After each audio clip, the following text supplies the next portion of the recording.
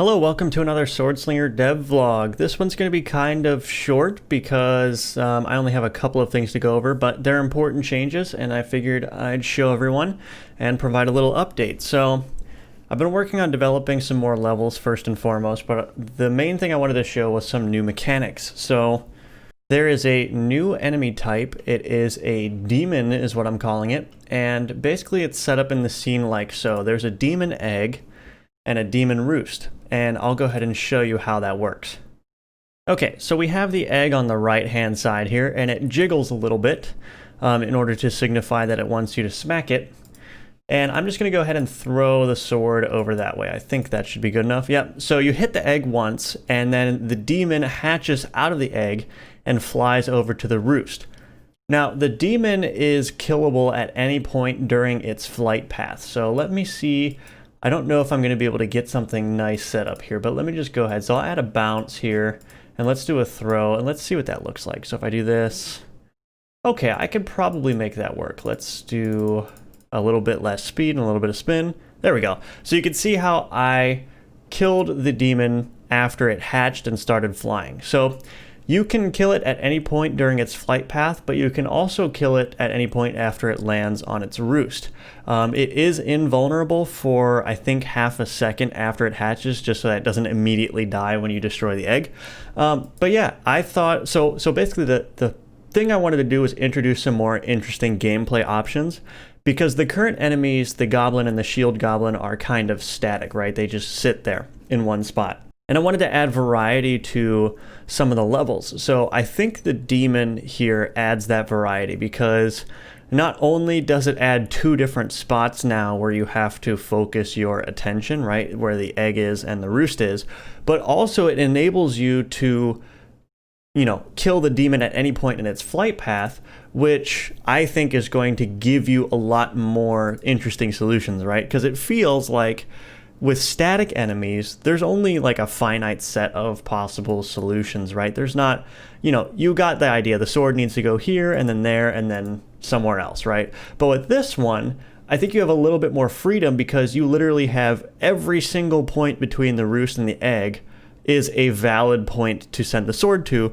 It just depends on your timing, right? So I thought that would be interesting. So let me show you a level with a little bit more of an interesting configuration. So if I show this in my file system here, let's open this one. So here's an interesting one, right, where we're making use of all of the enemy types.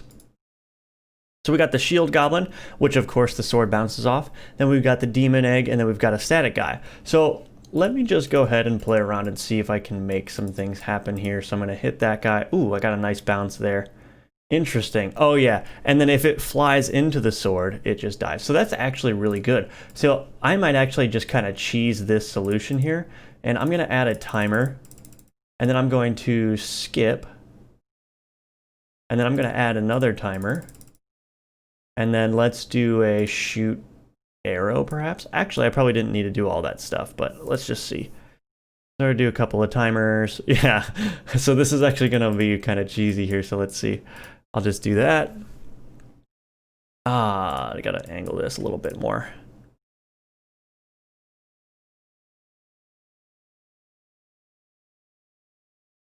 And that should do it. Yep, there we go. And we beat the level. Okay, so while I'm here, there's a couple of things that I also want to mention.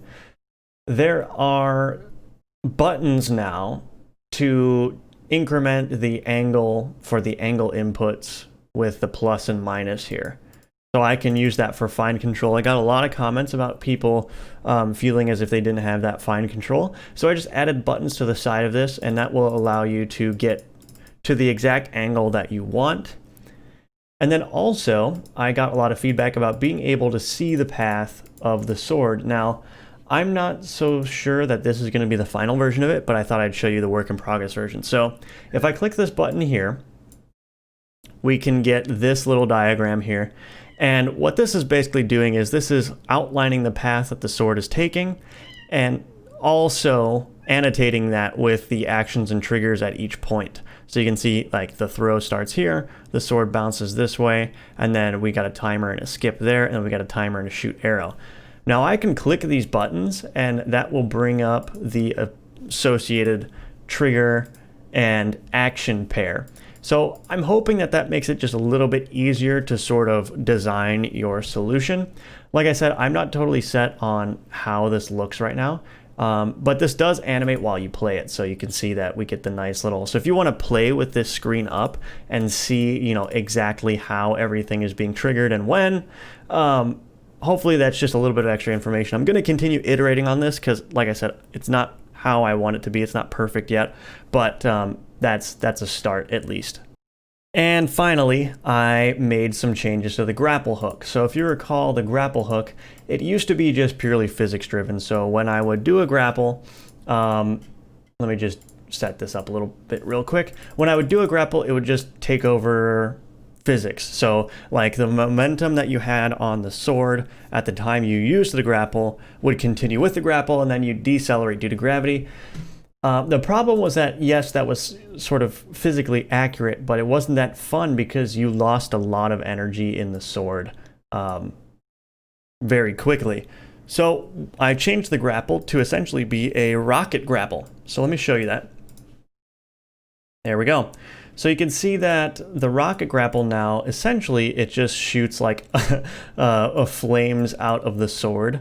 And what that does is that provides a constant acceleration all the time for the sword. So that will allow you to get around things actually and not have to worry about gravity slowing the sword down so much. Additionally, I also bumped up the maximum duration to 2, so you can really get a lot of travel time out of the grapple like that. And this is also going to make it easy to do things like chucking the sword via the grapple, right? So if I set a lower duration, I can get sort of like a trebuchet effect going on there, you know what I mean? So I'm just hoping that that makes the grapple feel a little bit nicer. It certainly does in my playtesting. I'm really happy with how this feels now. It feels a lot more versatile and like I can use it in every situation and get value out of it. And here we go. Here's a setup where I'm using it sort of to launch the sword and kill that goblin. So that's the devlog. I hope you all enjoyed it, and looking forward to seeing you in the next one. Thanks for watching this video. I hope you enjoyed it. If you did, be sure to like and subscribe. You can also follow me on Twitter @Firebelly. Wishlist my game Sword Slinger on Steam. A link to that is in the description.